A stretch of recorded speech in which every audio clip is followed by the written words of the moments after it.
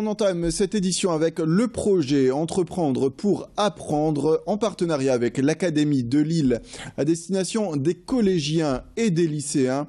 Le principe, c'est d'inciter ces jeunes en études à monter une petite entreprise au sein de leur établissement.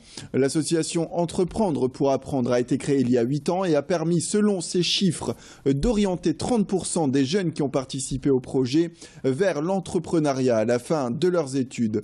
Cette année, dans le Nord-Pas-de-Calais, 120 jeunes sont en pleine création et ce matin, ils étaient à Euratechnologie pour un camp de l'innovation. L'occasion de découvrir les produits qu'ils ont mis en place. Et le 27 mai, ces élèves s'affronteront entre chaque établissement participant pour la finale régionale. Ce sera à Lille, Grand Palais. En attendant, notre journaliste Idil Gunay est allé à la rencontre de ces jeunes ce matin à Euratechnologie afin d'en savoir plus. Au tout début, on ne se connaissait pas trop, on était de 2 classes différentes. Après, on a commencé à nouer des liens. Et on a commencé à réfléchir à un produit. On a eu plusieurs produits qui sont passés à la trappe. J'ai appris à travailler en équipe et aussi à être un peu moins timide parce que j'étais beaucoup timide. Et j'ai appris par le biais de la mini-entreprise à être beaucoup moins timide et à avoir moins peur du public. Ouais, ça me motive pas mal.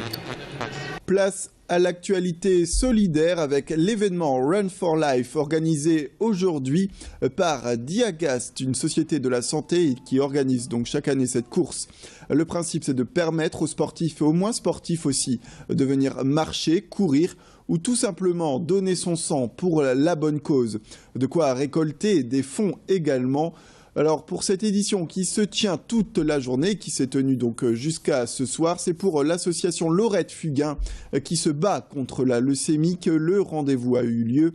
Il permettra de financer le projet d'art-thérapie au CHRU de Lille qui permettra aux personnes atteintes de leucémie de s'investir dans des projets artistiques afin de s'exprimer, de changer les idées, mais aussi de retrouver des forces.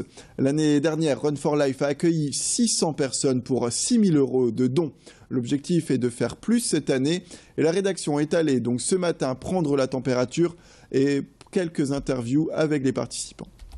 Le programme de la journée, c'est donc on a démarré par un flash mob, donc une chorégraphie dansante.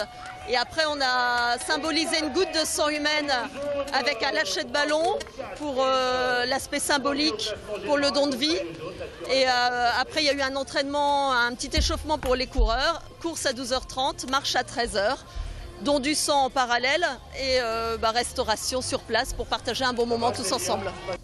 Et les nouvelles technologies sur Grand Lille TV dans ce Flash Info avec une innovation pour ceux qui souffrent de surdité.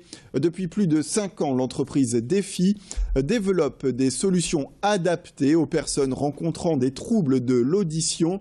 Alors parmi ces solutions, la création tout dernièrement d'une application pour smartphone qui permet aux malentendants d'entrer en contact avec le service client de l'entreprise de son choix dans la mesure où elle est partenaire. Et puis le contact s'effectue donc en langue des signes via une webcam comme vous pouvez le voir sur ces images ou alors tout simplement par texte à travers un chat. Olivier Maillard, notre journaliste, a rencontré les dirigeants de cette entreprise parisienne qui vient d'ouvrir un bureau à la Madeleine. On les écoute. Aujourd'hui, en tout cas sur les 5 années d'activité, on est en progression constante. Donc l'objectif, c'est de rendre de plus en plus les entreprises accessibles afin que les services clients puissent répondre en tout cas à tous leurs clients. Aujourd'hui, toutes les entreprises ne le font pas. Donc les SO ont toujours des barrières en tout cas pour contacter leurs services clients.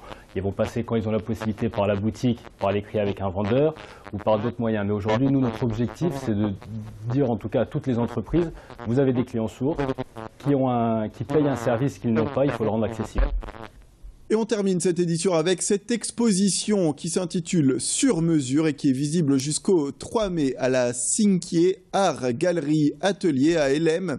La photographe Danka Ojusova présente des photographies de mode assez particulières. Comme on peut le voir sur ces photos, selon elle, l'habit raconte à sa manière nos rêves et nos espoirs. Elle crée ainsi des scènes où le vêtement épouse complètement le décor. Et c'est à Helem jusqu'au 3 mai. On écoute, je vous le propose, cet artiste que notre journaliste Pauline Lermite a pu rencontrer. Je pense qu'on a plus de liberté par rapport aux critères si on compare par rapport avec un photographe journaliste où on entend une sorte d'objectivité, il y a des critères, un plan large, un plan moyen, un plan détaillé qui résument l'information que l'on porte. Moi, ce que j'aime bien, c'est aussi de contrôler ce qui est devant moi.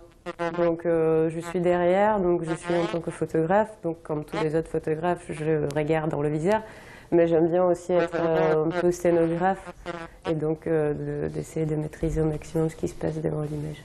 Donc je pense que c'est surtout ça qui diffère. Et c'est la fin de cette édition. Merci à toutes et à tous de nous avoir suivis. Tout de suite, retrouvez la météo, sans oublier l'infotrafic en temps réel.